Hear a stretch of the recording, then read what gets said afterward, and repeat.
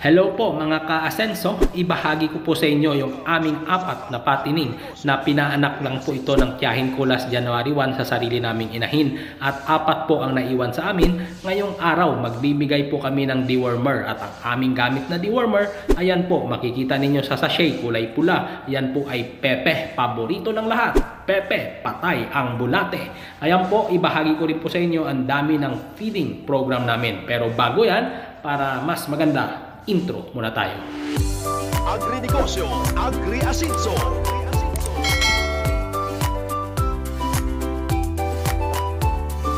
Ito po ang aming alagang patining at 39 days na po ito sa amin from patining stage po nila. Para mas maintindihan po ninyo kung ano po yung 39 days sa patining stage, i-explain ko po sa inyo ng step by step po yan. Pero ito po, ibahagi ko muna sa inyo yung aming gamit na pang deworm. Ito pong gamit namin na dewormer, Pepe dewormer po yan. Gawa po yan ng Pharmavet. Mula po pinanganak ang mga baboy po na ito, ikatlong beses na po kami magpurga sa kanila. At ito na po yung last na pagpupurga namin bago po kami magta-transition sa grower feeds. Dahil ngayon March 26, bukas po March 27, full na po na grower feeds ang kanilang kakainin. Dahil yung feeds ngayon na kanilang kakainin, may halo po na starter feeds yan. Dahil last day nilang pagkain ng starter feeds ngayong araw. Sa magtatanong kung tuwing kailan magbibigay ng pangpurga, ang amin pong ginawa rito o base po ito sa mga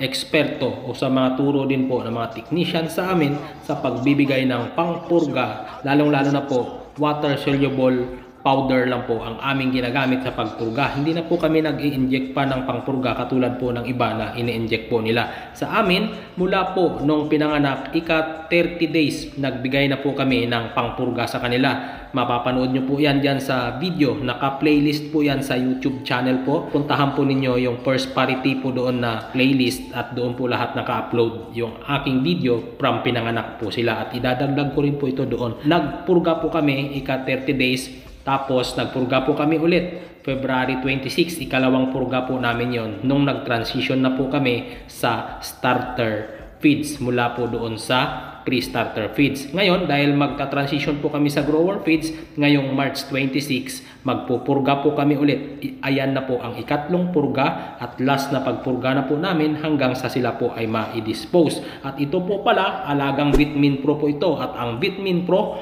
mabibili po yan nationwide sa lahat po ng poultry supply at Agrivet. At kung hindi pa rin available sa inyong poultry supply at Agrivet, soon po mga second week ng April, ilalagay ko po yung link ng aming Shopee shop sa Facebook page po ng Usapang Agri-Negosyo. Pwede po kayo bumili doon ng mga gamot at vitamins na produkto ng Battle Cup at makakamura po kayo at magbibigay po ako ng mga free na vitamins sa inyo. Basta mag-comment lang po kayo o mag-message na po-order po kayo para malalaman po namin na nanggaling po kayo dito sa aming page at magbibigay po kami ng freebie po na mga vitamins o gamot sa inyo. Maraming salamat po. Ngayon po, ibahagi ko po sa inyo yung feeding program po namin dito. Ito po, 39 days old po ito sa patining stage po namin. Para mas maunawaan po ninyo, yung patining stage, ibig sabihin, kung hindi po sa amin paanak yung biik na ito, yun po yung unang araw mula po doon nung binili namin. So, mula sa unang araw na paglipat nito sa patining stage, nasa 39 days na po namin itong alaga. Hindi na po kasama yung edad nila doon nung sila po ay biik pa dahil iba na po, hiwalay na po yung puhunan nun. So ngayon panibagong puhunan, 39 days na po ito sa amin. February 17 po, nag-start po kami dito. Nag-start po kami sa pre-starter feeds, 3.5 kilos ang kinakain nilang apat sa loob po ng isang araw. Hanggang February 25 po yan. Tapos nag-transition po kami sa starter feeds February 26 hanggang March 6. 4 na kilo po kinakain nilang apat. Balitig 1 kilo po sila.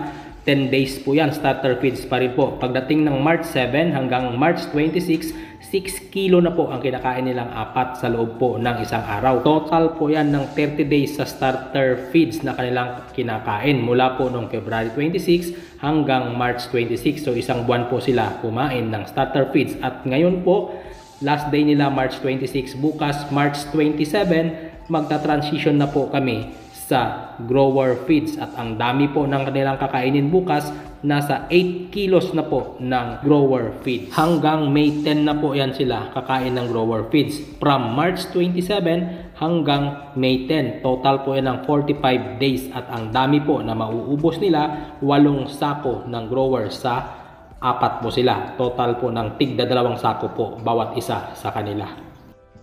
At ito naman po ang baboy na ito, binili ko po ito sa pinsan namin ng February 1. So ngayon po ay nasa April 1, mag 2 months na po ito sa amin dahil ngayon ay March 26 pa lang, almost 55 days pa lang po ito naming alaga. Kayo na po bahala umusga kung mga ilang kilo na po yan, pero tansya po namin, maabot na po yan ng mga 60 kilos sa live weight. Hoping po na another 1 month mahigit po namin na pag-aalaga bago mag-dispose ay umabot po ito ng 90 to 100 kilos. Pero i-update ko po kayo every month po sa aming mga alaga o every 15 days. Every time po na may time po ako, i-update ko po sa inyo. Kasama na po yung feeding namin. At dito po ang pakain po naman namin dito sa baboy na ito. Grower feeds na po ang kanyang kinakain. From March 3 hanggang March 27 bukas, 2 kilos po ang kinakain nito bawat sa isang araw. So divide po sa 3 yung 2 kilo. Sa March 28 naman po hanggang April 16, 2.5 kilos na po ang kakainin ng isang baboy na ito. Yan na po yung last na pagkain niya ng grower feeds bago po kami magta-transition sa finisher feeds. At ang dami naman po nakakainin niyang finisher feeds, 2.5 kilos din po sa loob ng isang araw from March 17 hanggang May 2. Pero dahil nga 50 kilos yung binili kong finisher feeds, aabot po siguro ito ng mga May 6 bago po niya maubos yung 50 kilos. Ganun po ang aming pagpapakain dito. Dahil sa 4 na biik po doon kanina na nakita ninyo dyan sa naunang video, susubukan po namin na hindi magpapakain ng finisher. Pure na po na prosperity grower feeds ang aming ipapakain dahil base po yan sa mga update o sa mga feedback ng ibang mga consumer o gumagamit ng prosperity feeds. Kahit hindi na po sila nagbibigay ng finisher, sobrang bigat po ng kanilang baboy. Kaya susubukan naman po namin. Yan po yun, base po sa pinagbibilhan namin ng feeds. Kaya mas maganda subukan po namin para malaman po namin. At ito naman po ang update sa aming inahin. Bale, second parity na po ito dahil yung first parity nito, yun po yung anak niya dyan sa kabila. Yung kanina, nakita ninyong 4 na natira sa video, anak po niya yon. At ito po ay pinasampahan po namin last March 4. Mula po nung March 4, hindi po namin yan pinakain ng feeds. Nagpakain na lang po kami ng gestating feeds. Kinabukasan na po, 1 kilo lang po ng gestating feeds ang kinain niya sa loob ng isang araw. Divide po yun sa 3. At ngayon po, hindi po namin nakitaan na naglandi po ulit dahil ang kanyang ari po ay tuyo. So ibig sabihin, possible po ito na maaring buntis na po dahil March 4 po ito namin pinasampahan. Sa April 4, 1 buwan na po ito mula nung pinabulugan namin. Kaya hoping po na pagdating po ito sa 47 days ay hindi na po muli maglandi pa dahil hindi na po naglandi ito nung ika-18 at ika-27 days. Hoping po na ito po ay na buntis na at possible po ito sa June. May bagong biik na naman po kami. Stay tuned lang po kayo dyan at patuloy po ako mag-update sa inyo.